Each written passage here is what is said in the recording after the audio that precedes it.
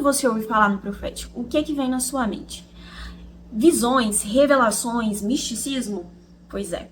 Hoje nós vamos falar sobre o ministério profético e o papel do profeta.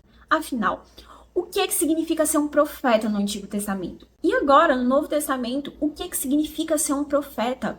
Qual o papel do ministério profético hoje na igreja? Hoje nós vamos traçar uma linha temporal de Gênesis ao Pentecostes e entender como o ministério profético foi amadurecendo, se consolidando em várias fases e como ele se comporta hoje na igreja. E entender o que mudou, porque o profeta do Antigo Testamento é bem diferente do profético no Novo Testamento. E aí, vamos junto entender tudo isso? E logo de cara, a gente precisa entender o que significa ser um profeta no Antigo Testamento. A palavra no original em hebraico mais utilizada para profeta é Nabi, que carrega uma simbologia muito especial. Nabi significa borbulhar, é como uma fonte que vai ali jorrando água. Porque o profeta é como uma pessoa que carrega a voz de Deus. Ela é tão cheia da revelação da voz de Deus que quando ela abre a boca, ela propaga, ela declara, ela derrama a palavra de Deus. Porque no Antigo Testamento, o profeta é como um porta-voz oficial de Deus. Quando ele abre a boca, é literalmente as palavras de Deus. Ele carrega a autoridade divina. Então, quando o profeta falava uma mensagem, era como se o próprio Deus estivesse dando a mensagem. Não era uma autoridade própria, mas era literalmente a autoridade de Deus nas palavras. Por isso que quando o povo rejeitava o profeta, é como se ele estivesse rejeitando o próprio Deus. Porque repetidas vezes na história nós vemos o povo se desviando da aliança que ele tinha feito com Deus. O povo de Israel sempre se afastava por meio das injustiças, da idolatria, das corrupções, e o coração deles se desviavam de Deus, do seu relacionamento e fidelidade e santidade. Então Deus usava pessoas como porta-vozes oficiais para chamar aquele povo de volta, para chamar aquele povo ao arrependimento. E os profetas eram essas pessoas que carregavam a autoridade divina em suas palavras, assim como Jeremias 28:9 diz. Outras duas palavras muito utilizadas no original hebraico para profeta, eu não sei se vou falar a pronúncia correta, ok? Mas é roei shozi, que significa aquele que percebe, aquele que contempla, aquele que vê.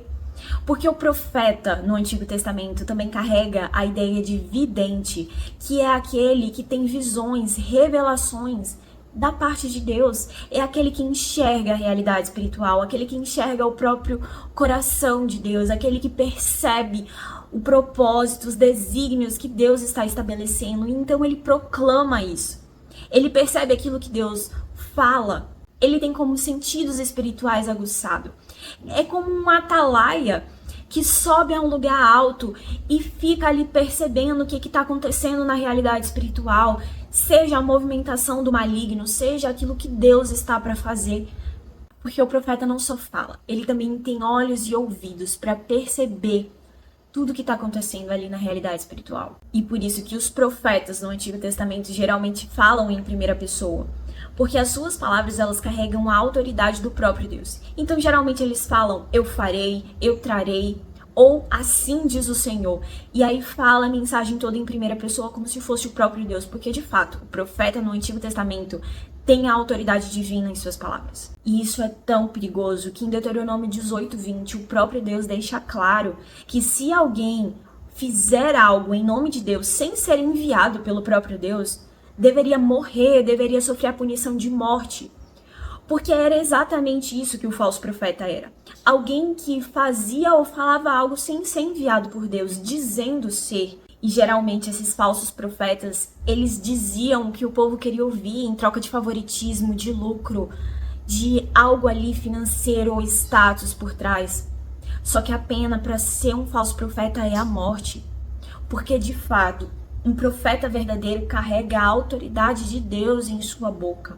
E por isso que os livros proféticos, as profecias ali, sejam dos profetas maiores ou menores, que ocupa boa parte do Antigo Testamento, são livros canônicos, porque foram inspirados por Deus.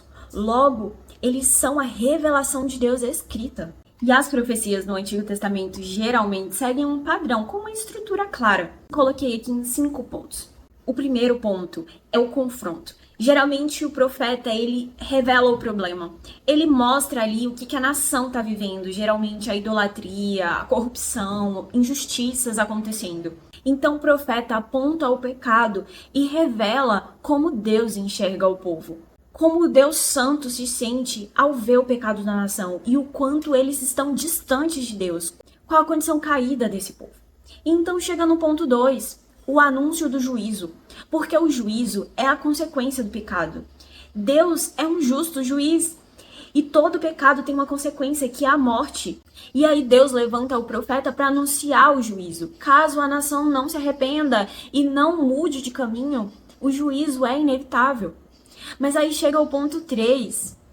Deus chama ao arrependimento, porque Deus é misericordioso e bondoso, compassivo. Porque quando o povo abandona o seu pecado, muda o caminho e se volta para Deus, existe uma porta aberta para a reconciliação, para o perdão.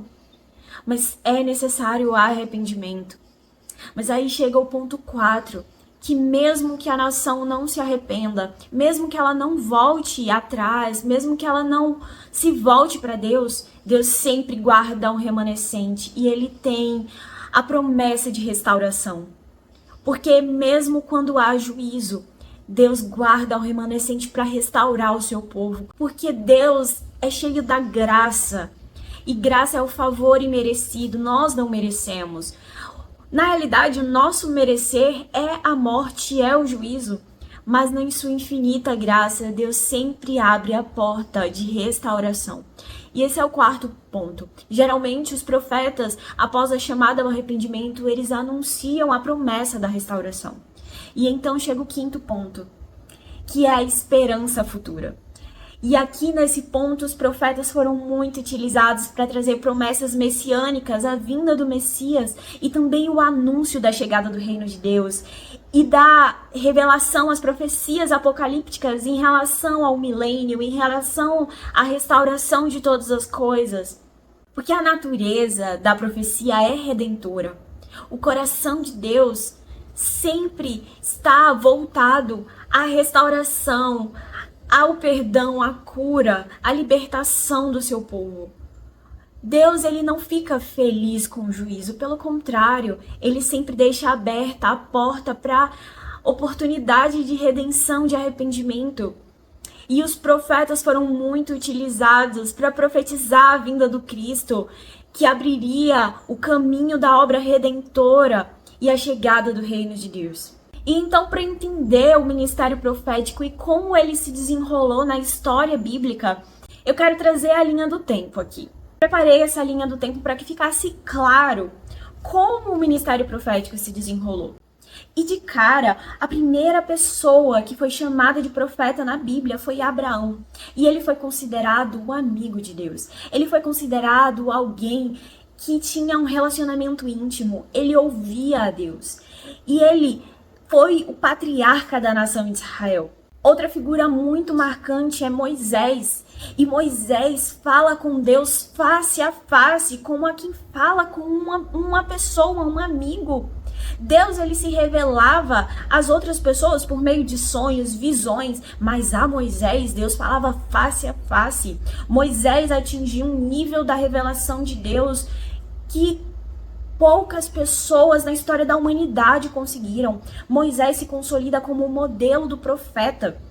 Para a nação de Israel, Moisés foi o referencial. Mesmo após ali o período dos juízes, dos reis, Moisés continua como uma figura muito forte, porque ele conseguiu atingir um nível da revelação de Deus muito grande. E aí, logo depois, outra figura muito marcante no ministério profético é Samuel, porque aqui o profético se consolida na nação de Israel. E não só como a figura de um líder, um profeta que direciona a nação, mas alguém que é usado para formar outros profetas. Samuel, ele surge na nação de Israel e inicia a escola de profetas, porque agora O profético não é só restrito a um único líder, como de Moisés, mas agora existe uma escola de profetas para que outros também possam aprender a ouvir a Deus, aprender a ter a revelação de Deus. E então, outra figura muito importante, marcante na história do desenvolvimento do ministério profético é Elias, porque aqui marca um profético que também se manifesta a partir de milagres, a manifestação do poder de Deus, o cair fogo do céu, a palavra profética dando direção e interferindo na natureza, de modo que não choveu por 3 anos. Elias vem com a manifestação do poder e também dando continuidade ao que Samuel iniciou, a questão da escola profética, porque Elias transferiu o legado dele a Eliseu e Eliseu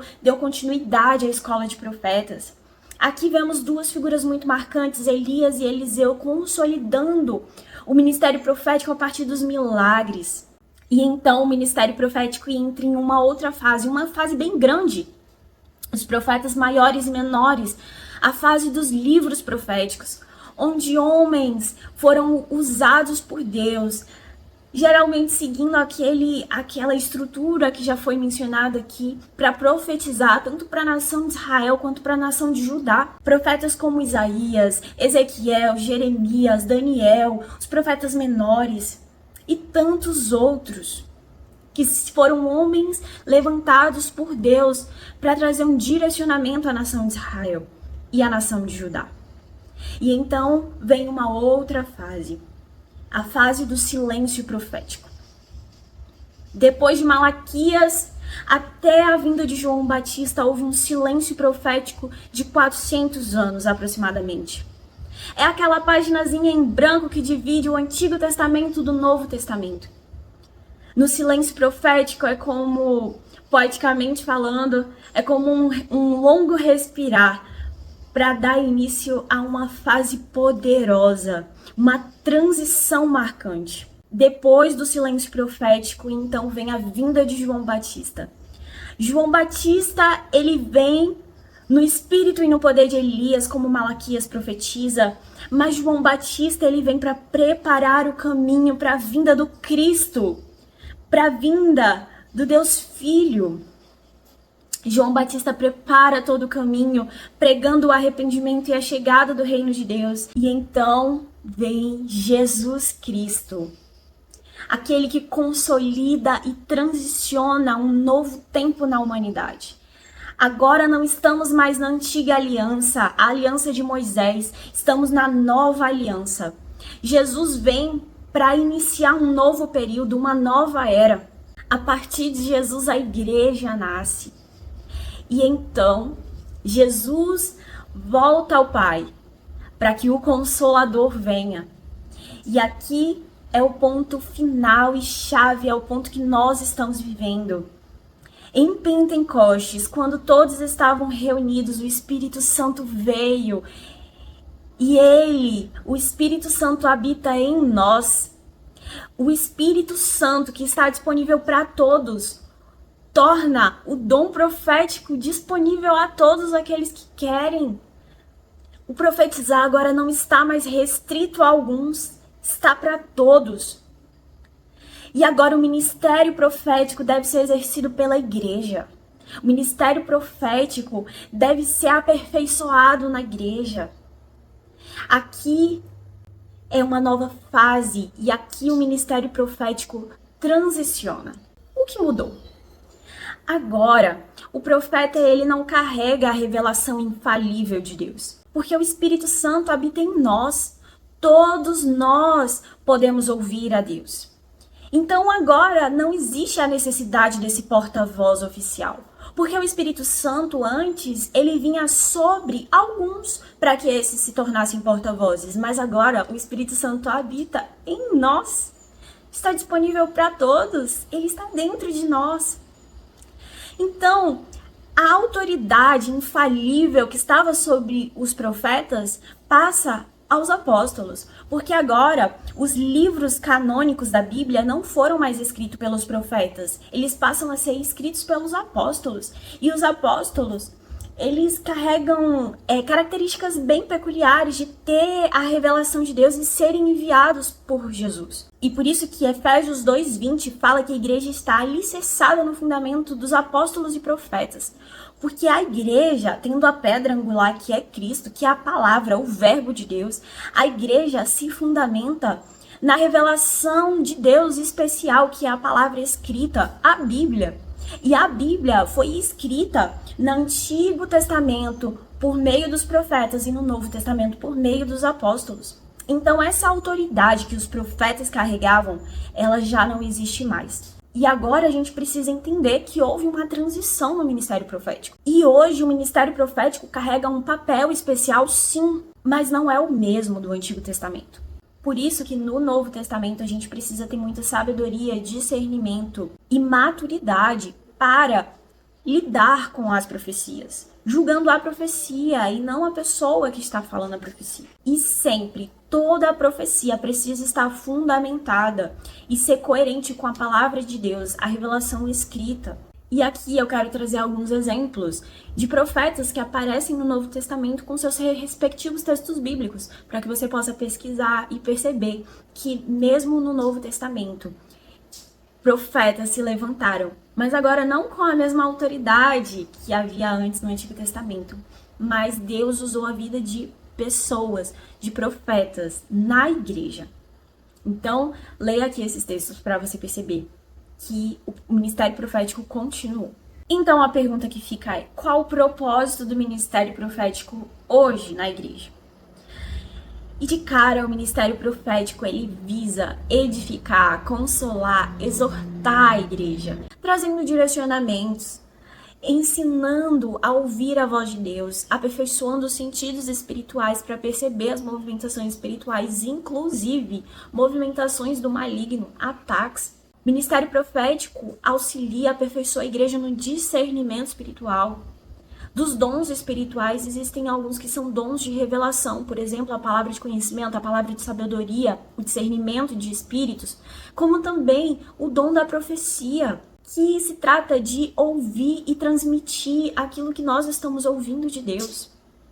Óbvio, não com a mesma autoridade infalível que havia no Antigo Testamento, mas sim, hoje existe isso, você pode ouvir a Deus e transmitir isso, e isso é profecia. Inclusive, Paulo considera como um dos melhores dons. Paulo incentiva a profecia para que todos possam profetizar, porque é um dom que edifica a igreja.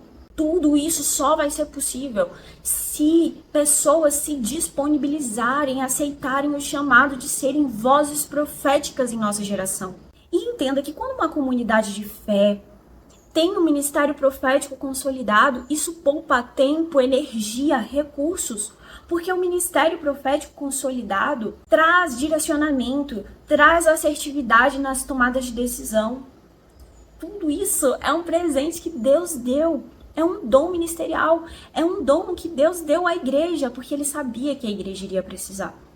Isso poupa tempo, recurso e energia, para que a gente não caia em ciladas do inimigo, para que a gente não fique confuso em tempos de crise, para que a gente não se perca em erros desnecessários, para que a gente seja assertivo nas decisões, porque existe um caminho para que a gente não erre a rota. Mas infelizmente, muitos cristãos e líderes ainda têm muitos receios, muitos traumas até em relação ao profético, porque de fato muitos se levantaram com o ministério profético imaturo. E muitas vezes nem era ministério profético, era misticismo, era qualquer outra coisa, era emoção demais. Muitos deram profecias baseadas em emoções, baseadas em interesses humanos. Muitos falsos profetas se levantaram em nosso meio e provocaram escândalos, provocaram danos à igreja. E aí muitos se fecharam ao ministério profético por medo, por confusão, por enganos. Inclusive, a falta de ensino com relação ao ministério profético, porque sem ensino, as pessoas ficam confusas e enganadas e tem uma tendência muito mais fácil de cair em erros. Por isso é tão importante que o ministério profético se levante na igreja de maneira madura, de maneira bíblica, sempre baseado na palavra de Deus. Nós precisamos que o ministério profético se levante em maturidade, cada vez mais ativo na igreja. Um ministério profético confiável, bíblico, um ministério maduro, que é conduzido de fato pelo Espírito Santo e não por emoções ou por interesses próprios. Um ministério profético assertivo, com precisão. E esse é o começo da jornada, ainda há muito caminho pela frente. No próximo vídeo, eu quero falar sobre a voz de Deus. Eu quero me aprofundar e conversar um pouquinho mais com vocês sobre a voz de Deus. Então, até lá. Tchau!